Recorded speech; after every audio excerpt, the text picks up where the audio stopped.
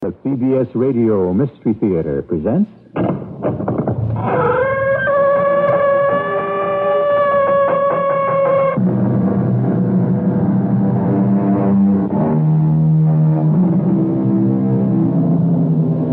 Come in. Welcome. I'm E.G. Marshall. There are certain authors acknowledged as masters of the time and place they portray. Take Marcel Proust, whose remembrance of the past of upper-class France has never been equaled, or Ernest Hemingway's picture of man against the elements. Such a sovereign writer exists in Rudyard Kipling, whose knowledge of turn-of-the-century India, its magic, its superstitions, and its terror, we are about to bring you today.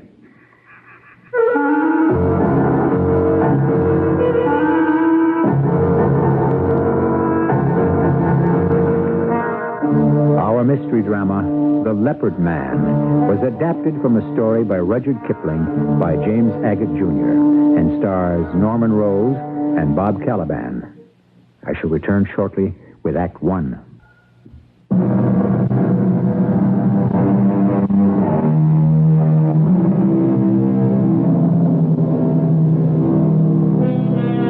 As our curtain rises, one can hardly make out the dim outlines of the India Club for the thick winter fog that swirls about the building this New Year's Eve.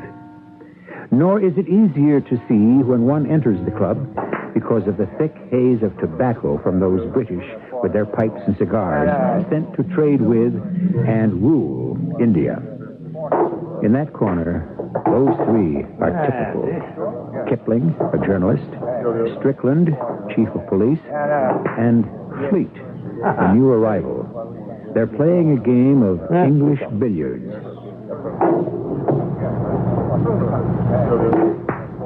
I've had it. That's it for me. I've had all the red ball I can do with. Tell me, Strickland, is it always so hot in this part of India? You'll get used to it, Fleet. Well, don't know that I shall. Does either of you two mind if I smoke one of my Havanas?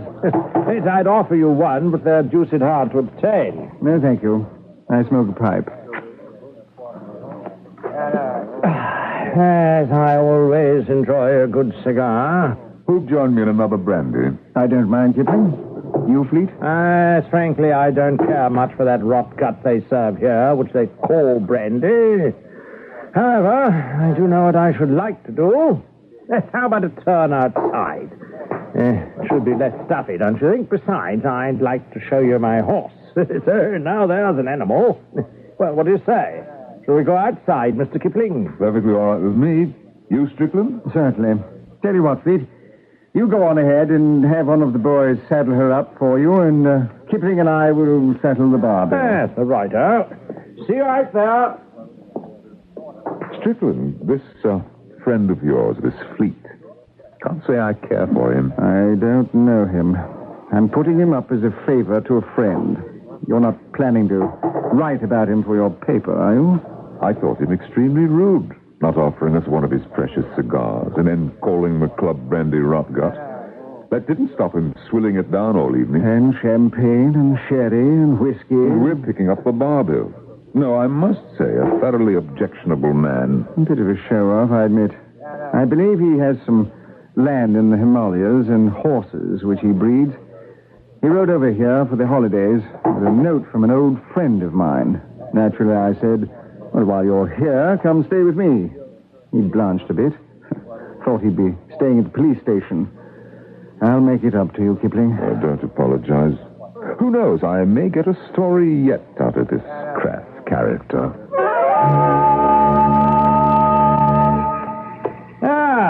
Well, Mr. Strickland, I wondered where you were. Boy, bring her around a bit closer. She's not going to hurt you. Go up, bring her round to the porch steps. Bring your horse up to these steps. Whatever for? I want to show you something. Boy, what is the matter with you? Closer, I said. Anyway, that'll do. Hold him there. Where's Mr. Kipling? I'd like him to see this, too. He'll be along. Well, I'll show you how I used to leap into the saddle. Haven't done it in some time. Would always have my horse brought right round to the house. I'd stand at the top step step as I'm doing now. Then 1, 2, 3. Fleet, are you hurt? Kipling, come down here and give us a hand. Kipling! Now, what's going on? Fleet was demonstrating how he leaps into the saddle. He missed the horse. She balked, kicked him, and has run off somewhere. Well, what was he trying to do? Fancy himself an American cowboy? Oh, look, he's passed out. Shouldn't wonder. It's all that rot gut. But what are we going to do with him? Can't leave him lie here, much as I'd like to. Well, let's pull him to his feet and walk him to my house. Got a spare cell for him in your jail?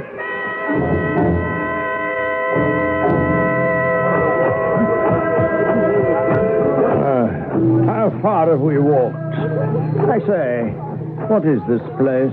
About halfway to my house, Fleet. We'll get there. Don't worry. Is this some sort of temple we're walking by? Kipling, you tell him. You're the historian. Oh, yes. That's the temple to Hanuman, the monkey god. Well, these native beliefs are all the same, if you ask me.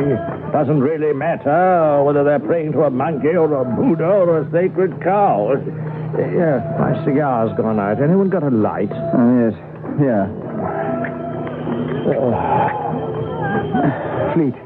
Fleet, let's move along. The priests don't care for visitors stopping outside their holy place of worship.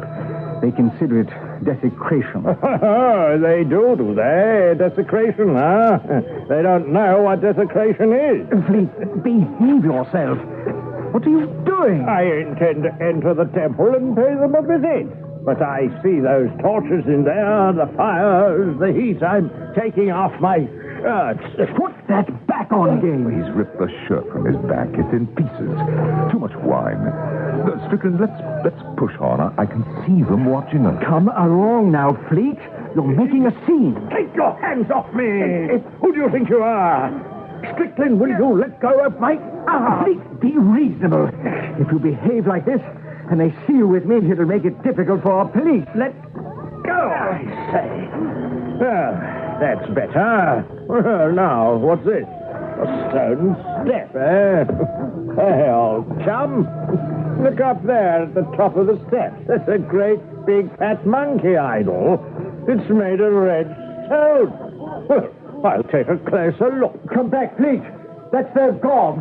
The temple is ringed with priests. You won't get out alive. Priests, monkeys, baboons, bid welcome to the white man who pays homage to your primitive rights. You're interrupting a sacred service. Well, I do believe that red monkey up there would like to meet me. Come back here. I'll give the old stone monkey something to remember me by. I got a gift for you, monkey. Here, have a cigar. Out again. He's lying right at the foot of the idol. Fleet, for the Lord's sake, get up! Get up, you fool! Can you see what he's done? No. Where? Look at the front of Hanuman. The idiot has ground his cigar butt into his eye. Oh, now we're in for it. The white-robed priests who are advancing. You see that tall, thin priest? All in silver? I've never seen anything like him before. He must be the protector of the idol. His whole body is covered in silver, even to his face. Don't move. Don't say a word. He's coming to us. Who is this creature on the ground? This white man who has befouled our temple and our worship of Hanuman. I deeply regret this. He's an English planter. He's been celebrating unwisely. Pick him up. What's that? Well, hi, Strickle boy. Oh, Lord. Let the beggar stand alone. He will fall. He will not. You, Englishman. Yes, well, hi, man of silver. Are you talking to me? You are not human. You are a beast. Return to your kingdom. Yeah. You will be punished. Are you sure it's talking to me? Sure. His hand! Lord, take his hand away from my chest! It burns in its eyes here at the same time. I can't move. Take your friend away. He has done with Hanuman. But Hanuman has not done with him.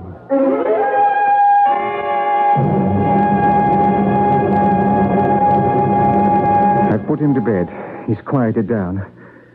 I never thought we'd get him home. Where do you have him? A spare room just down the hall.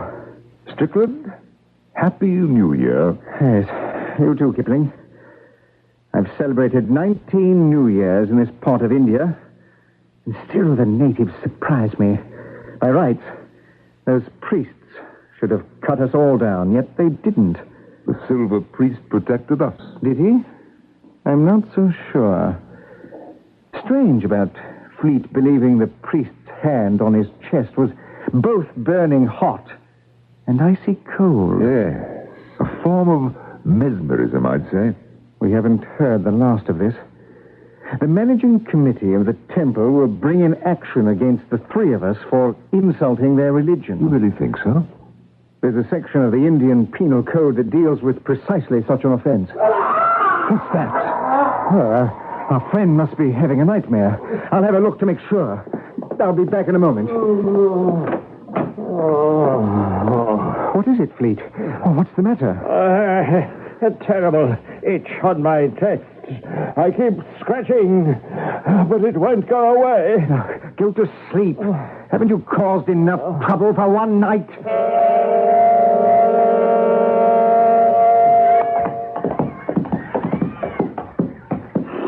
Kipling, come and join us. You two having lunch on the porch? Oh, you're just in time. Lamb chops and lettuce.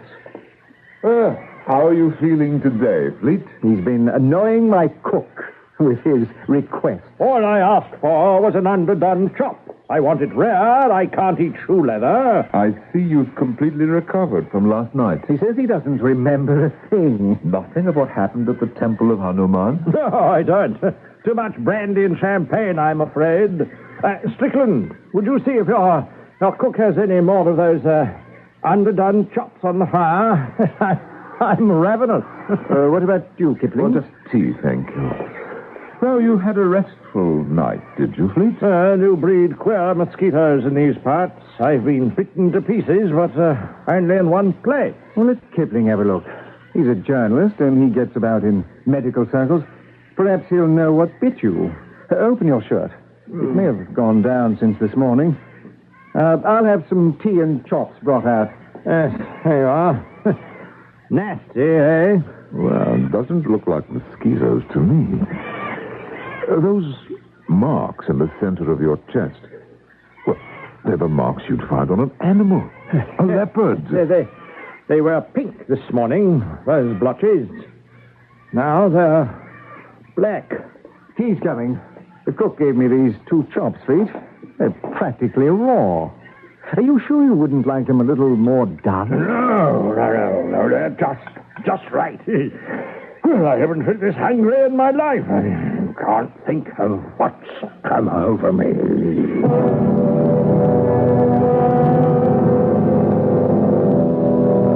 As minute follows minute, the effect of Fleet's desecration of the temple becomes more apparent. His body is marked. His appetites are brutish. His act has angered a god. Foul deeds will rise, says Hamlet, though all the earth overwhelm them to men's eyes. I shall return shortly with Act 2.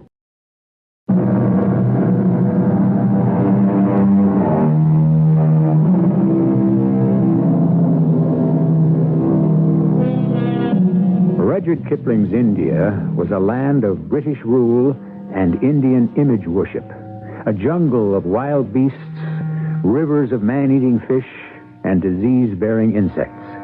Danger at every step. Yet, in spite of that, Westerners managed to live there. That is, those who accepted and respected the mystique of the country. One of them has profaned the monkey god Hanuman, a plantation owner called Fleet, who is already suffering from a strange illness. What are you going to do with him, Strickland? What can I do? He lives a 2-day ride across the mountain. I can't very well boot him out in his condition. He's already caused more trouble than he's worth. Do me a favor, will you, Kipling? Spend the night here, in my house. The man needs constant watching, and I don't think I can do it alone. Hello. Looking for you. All right, I'll stay. Our spotted friend has spotted us. Yes, well, I hope you won't think I'm absurd, but it must be the location down here, up in the hills. I never feel like this, but I am famished. Well, I know we ate at 1, and here it's only 4 o'clock, and I'm quite dying of hunger. I suppose Cook wouldn't have any more of those delicious chops, would he? Tell him not to bother to cook them. I'll have them raw. I'll see about it. Why don't you two go down to the stables? I'll meet you there. Fleet, are you really serious about eating raw meat? Oh, yes. It's only to save Cook the trouble of cooking them, you understand. As I hate to make a nuisance of myself. Yes. Well, the stables are this way. Follow me. You've known Strickland a long time, Mr. Kipling. Not long. 10 years. Since I was sent down here as a correspondent by my paper. And he'd been here some 10 years before I came. Mm-hmm. I don't know of anyone in the area who has the respect of the locals as much as he. And being a police officer at that. So we're just round the hedge now at the stables. Nicely done, isn't it? The beams give you a sort of Tudor effect. Those stables could accommodate 12 horses. Counting yours, there are just 5 now. My mare is in there? Yes, one of the boys brought her around last night. Now, I'll open this side door and walk you through. Well, what is it? What's the matter with them? I don't know. I've never seen them do this before. Perhaps it's something about us that's disturbing them. Why, you chaps standing outside the stables. Fleet, Cook says there'll be some more chops for you in a while. What's all the noise in there? What's the matter with the horses? I don't know what to make of it. When Fleet and I walked through before, they behaved like lunatics, rearing and kicking at their stalls. Isn't that peculiar? Oh, let's all of us go in. Will you look at them? They're sweating and shivering. The last time I saw anything like this was in Bournemouth, when the circus line got loose among the horses. Kipling, Fleet, we'd better leave. They're going to injure themselves if we don't. I don't know what to make of it. Yes, well, I've had enough of this. I'm heading back to the house and see whether those chops are ready. Which way do I go? Follow the path around to your right. Well, good, thank you. See you later. I want to go right back into the stable, Kipling. You too. Are you sure? Just you and I. Without him.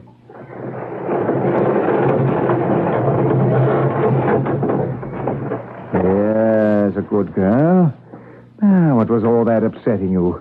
Good girl, Outrage. Yes, you see? Nothing to be afraid of. Well, this black one over here has calmed down. Good boy, Black Diamond. Good boy. Kipling, they aren't afraid of us. I'd give 3 months' pay if Outrage could only talk. Mr. Strickland, I'm terribly sorry. But I took the wrong path and I landed right back here. We'd better move out of the stores before we get trampled on. Fleet, it's you. You're making them panic. Oh, nonsense. Something's wrong with your horses, not mine. My mare will follow me like a dog, I'll show you. Now, where have you put her? I wouldn't if I were you. Right, there in the last stall. Right. Go! It's broken out of its stall and heading for the field. Kipling, help me get this fool out of here. His horse has knocked him flat. Oh, no, I'm all right. I don't need any help. This whole thing's a mystery to me. Which way did you say the house was? Around to your right. Keep right. Well, aren't you going to find your mare? No, not now. That's funny. I was hungry before, but now I think I'll lie down before we go out to dinner. Can't stand the noise of these brutes. Gone off to sleep. What a way to spend New Year's Day. Listen, do you notice? The moment he's gone, the horses settle down. I must say, sometimes he makes me want to kick him, too. Have you noticed anything peculiar in his manner? Fleet? Oh, you mean the way he eats, like an animal? A wild animal. Tearing at the meat. Awful manners. When I bent over him a moment ago, did you notice his chest? His shirt was open. Those marks. What did you make of them? Well, they could have been caused by blister flies. Never. In a pattern like that. No, besides, his skin has turned furry. Like a leopard's. Possibly a birthmark that's just become visible. Well, whatever it is, it's unpleasant to look at. You act as though you know something you think I should. Now, what is it? I can't tell you now. Well, why not? The horses seem to know. You'd probably say I was off my head. Look, Kipling, I want you here to help me watch Fleet. But I was dining out tonight. Well, so am I, and so is Fleet, if he doesn't change his mind. We'll all dine together. What, say we have a ride before dinner, eh? You and I and Fleet. Do you think he can get a horse under him? You're right. Look, I'll go tell him we'll be back before 7.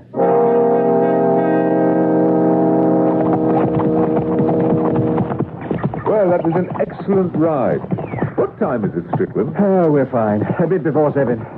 I told Fleet that's when we'd be back. I'm hoping tonight and tomorrow morning are the last we'll see of him.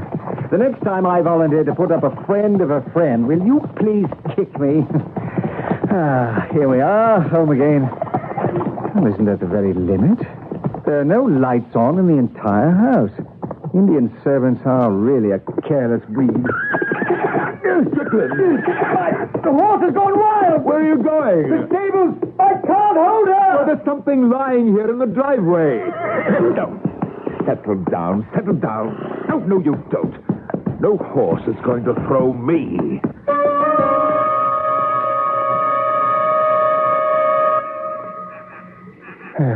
We'll leave the horses tied up here and take them into the stalls later. I can't think where the stable boys have gone to. I want to go back and see what made Outrage behave like that. Well, there was something lying in the driveway. Of course, I just remembered. Thinking we'd be out for dinner, I told the staff they could have the night off. That's why the house was dark. Kipling, look over there. Look, under the orange bushes. Well, Fleet! What are you doing on your hands and knees on the ground? Hello, Strickland. You too, Kipling. What's wrong with you, Fleet? Nothing. Nothing in the world. Come now, let me help you up. No, I'm fine. Leave me alone. I enjoy the smell of earth, so I stay close to it. Are you going to remain here? Rooting about on all fours like a pig snuffling for truffles? No, I'm going for a walk. Now? Yes, a long walk. All night, in fact. Strickland, I've decided not to go out to dinner. Thank you. I can put together a good meal for the three of us. Well, how does that strike you, Fleet? I am not really hungry. It's all that raw meat, no wonder. Fleet, come along. It's going to turn cold out here tonight. Come along inside. It's much nicer out here. Let's dine outside and have some more chops.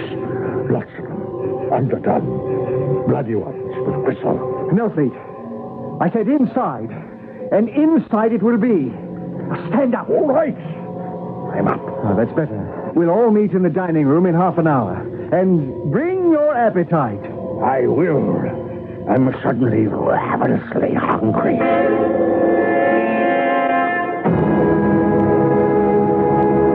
Has he gone to his room? Let's go into the kitchen. We can talk there without being overheard. Do you know, there's something very wrong about him. No question. That face, his eyes. The moment I lit the lamp, he shrank away as if the light hurt his eyes. That's what struck me the most. His eyes. I can't look at them. There's a green light behind them. And his face, his mouth. The way his lower lip hangs down. Why, he's become monstrous. Well, let's do something about dinner. Anything special in mind? To tell you the truth, Strickland, sitting at table with that creature is not going to increase my appetite. Well, anything will do, Strick, anything at all. Great Scott, what's that? It's coming from Fleet's room. Come on. Fleet! Fleet, what is it? Which one is his room? Fleet's door. Oh, it's locked. Fleet, open the door. Kipling, you've got your riding boots on. Kick the door in. he goes. He's trying to get out the window. He's got to stop him. Strickland, look at his face. He's become an animal. No, don't go any closer. Do you hear that? Some other animal is calling him from outside. Now, Fleet, you're all right. No one is going to hurt you. Strickland, I've got a boot jack. Distract him. Keep talking to him, and maybe I can get round behind him. Fleet, you know I have a gun. All police officers carry guns, but I'm not going to use it. After all, we're friends, aren't we?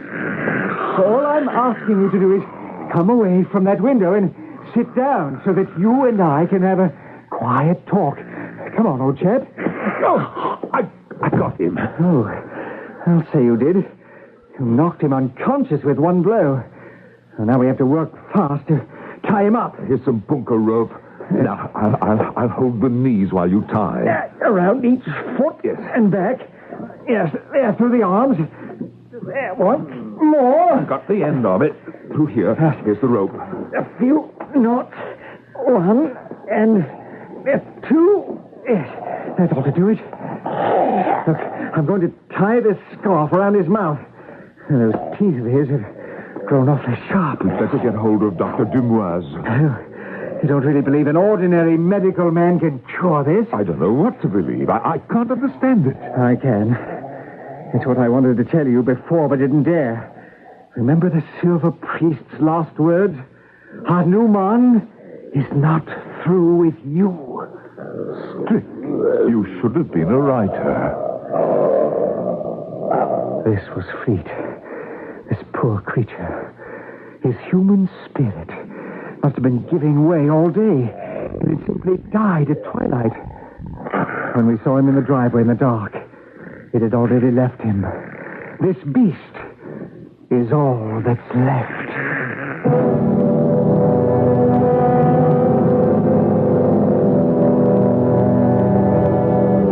Indian folklore and the diaries of those who ruled India in Queen Victoria's day are filled with accounts of the weakness of the white man before the powers of India's religions. Today, we of the West may believe it or not. The choice is ours. I shall return shortly with Act 3.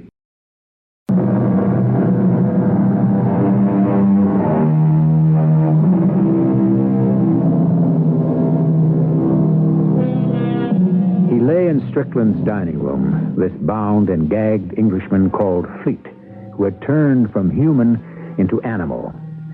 Kipling and Strickland waited for the local doctor who lived near that Indian outpost. The inhuman creature struggled weakly on the floor, his eyes glaring with the look you have so often seen on the faces of captive animals in the zoo. What time is it? Almost midnight. Well, he's taking his own sweet time, isn't he, old Dr. Dumoise? I can't bear to look at poor Fleet, or rather what's left of him. Chief Strickland! Oh, yes, sir. Come in, Doctor. Dear me, I don't like making calls in the middle of the night. Why must people always get sick after office hours? Oh, didn't my man tell you it was urgent? Yes, he did. That's why I'm here. Where is the patient? Right there, on the floor. Oh, heavens, mon Dieu, mon Dieu, mon Dieu. I've never seen anything more ghastly. Where did he come from? Oh, what is it, Doctor? What's wrong with him? I have to examine him. I don't know where to begin. Where did you find him? Is he an animal or... He's a man, Doctor. He was a guest of mine. He became so violent we had to tie him up and gag him. But could you look at his chest? Now, do you see where his shirt has been torn away? Yes, I see. What's the chap wearing? Some kind of costume? Costume? Well, it looks like the spotted hide of a leopard. That's his own skin, Doctor. Oh, I can't believe that. Would you remove the gag from his mouth so I can proceed with my examination? I wouldn't recommend it. He makes some unearthly noises. Yes, I wouldn't doubt it. So would I if I were afflicted this way. But if you leave him gagged, he might swallow his tongue and death would be instantaneous. Doctor, if you kneel down on the floor beside us, You might also like to ask the poor chap a few questions. Yes, I would.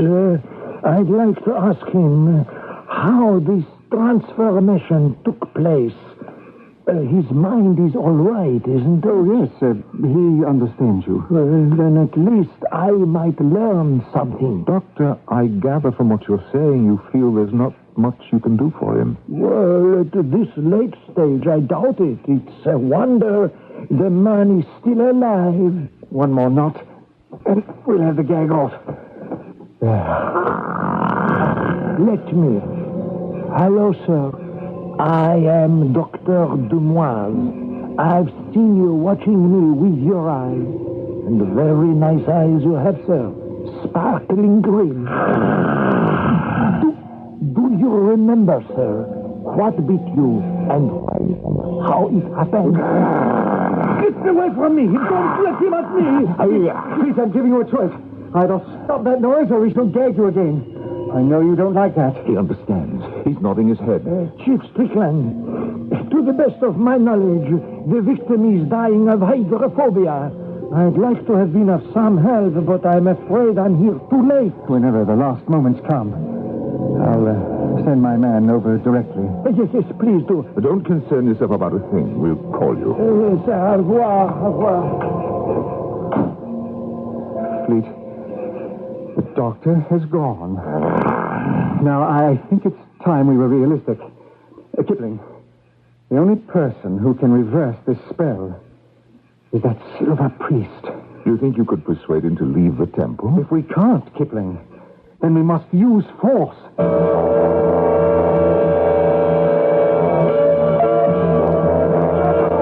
I'll enter the temple first. Ask for an audience with the silver priest. I will try to lead him into a corner and talk to him. How they watch him from out here.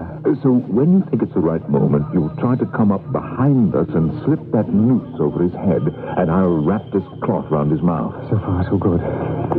But if he struggles, take the other end of the noose rope, grab it, and tie his arms to his body. I hope you'll come without a struggle. But if we're seen, and the other priests try to rush us, you've got my pistol, haven't you? Yes. I hope you took the bullets out. It's not loaded, but they won't know that.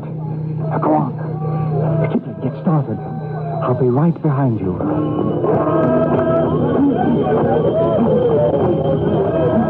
You cannot enter this temple. Please leave. My name is Kipling. I'm doing a story on the great and sacred rites of India. You must go. We do not admit visitors. A non-believer defiles our worship. The temple of the monkey god Hanuman is very ancient, and I'm going to write about it. Go speak to the silver priest. You have no permission. I shall ask him myself. He's standing right behind you. Sir, Your Holiness, do you remember me, Kipling? I'm the journalist who was here the first hour of the year 1900 with Chief Strickland. Regrettably, this Englishman entered the temple before I could stop him. You may leave us. I will talk to this Mr. Kipling. Do you remember that night? May I talk with you? Perhaps over in this corner where we will be alone. What do you wish? The third person who was with us. He is dying. So be it. You have no conscience about killing? He committed a great sin. He must pay for it. We do not wish him to die. You cannot stop the power of Hanuman. Nothing can stop his punishment. You can stop the punishment, and you will. I've got the noose clean over his head. Careful. Don't pull it too tight. The gag. Got it. Take the other end of the rope. Yeah, quickly. Yes. Wind it around his arms. Now, if only we can get him out of here before the others see us. Here they come. He can't get away from me. Get that pistol out of your pocket, Kipling. Right. Point it at the silver priest's head. Hold it high so everyone can see what you're doing. We are taking your high priest with us. We will not harm him. He has injured a friend of ours to the point of death, which we cannot accept. Don't move, any of you, or the pistol that you see pointed will go off. Let's go before they decide what to do.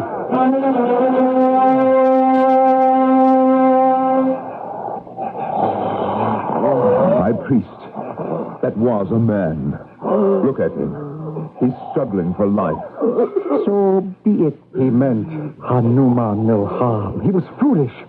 He should pay, yes, but not with his life. High Priest, I have much respect for your powers, but none for the evil retribution you have visited upon a man whose only crime was having taken too much liquor on a night of the white man's celebration. Now, I will give you 5 minutes, old man, to remove the curse you have placed upon him. After that, I pull the safety catch of this pistol, and then the trigger. It is your choice. His life or yours.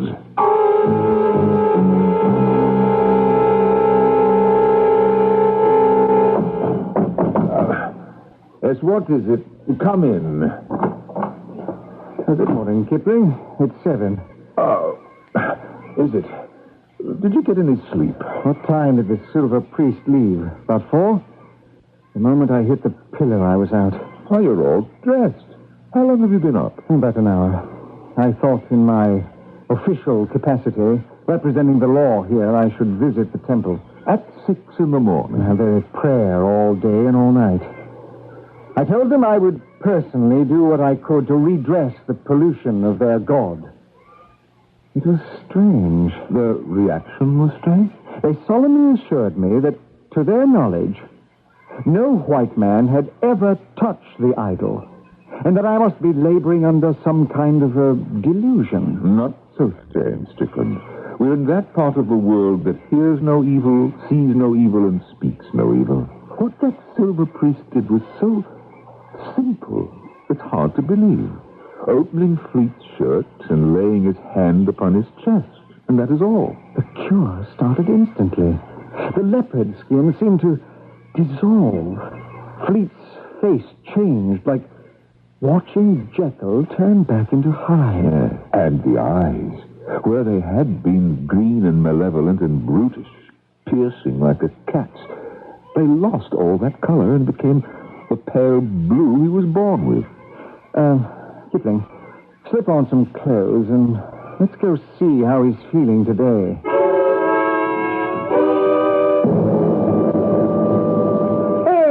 Strickland, Kipling. He knows us. Well, a jolly good morning to you fellows. Happy New Year to you. To you also. It's not New Year's Day, Fleet. It's not. Today is the morning of the 2nd. You slept the clock round with a vengeance. Mr. Strickland, Dr. Dumois here. Oh, come in, Doctor. Kipling, this ought to be good. Sir Strickland, I've brought an assistant to do what is necessary. Oh, my goodness. Is this Mr. Fleet? Yes, happily so. But what was I... Fleet, get yourself dressed. Kipling, let's take the doctor onto the porch.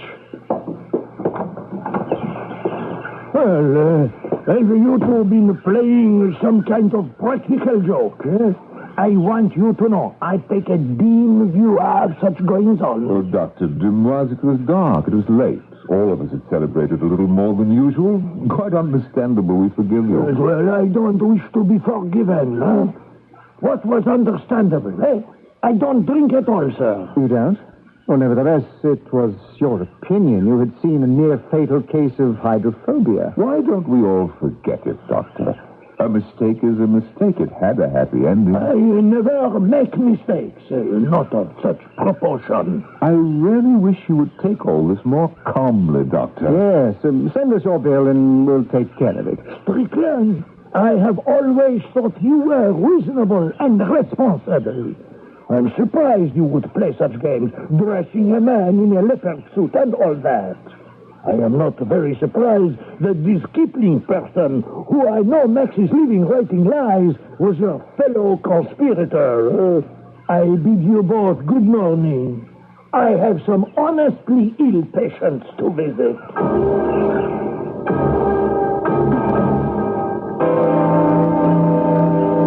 Well, our last meal together, gentlemen.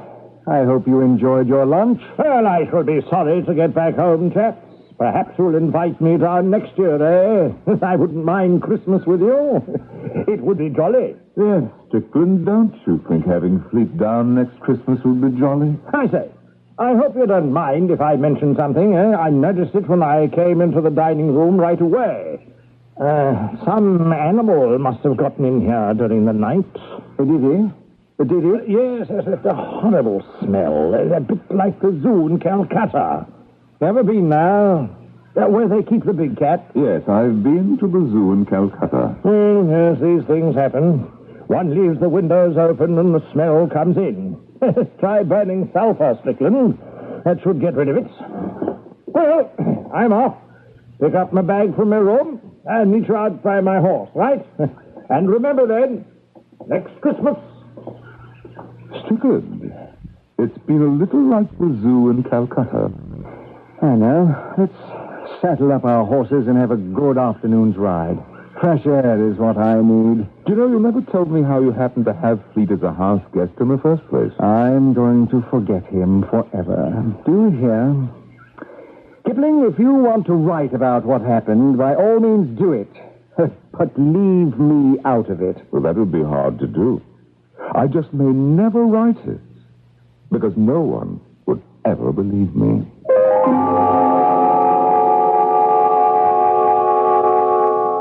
If I remember my Kipling correctly, he casts a jaundiced eye upon Christmas and New Year's in India, saying, "Let us honor, O my brothers, Christmas Day. Call a truce, then, to our labors.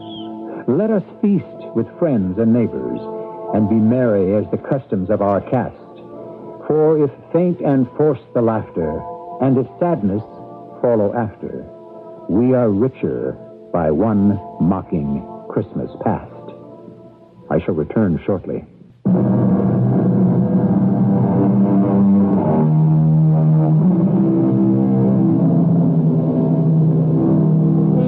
Isn't it too simple and self-protecting to dismiss the strange by calling it fiction or superstition?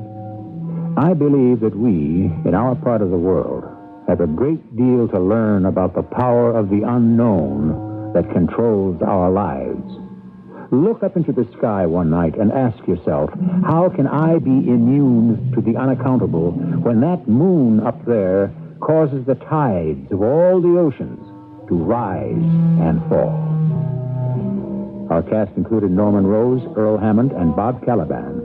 The entire production was under the direction of Hyman Brown. This is E.G. Marshall, inviting you to return to our Mystery Theater for another adventure in the macabre. Until next time, pleasant dreams.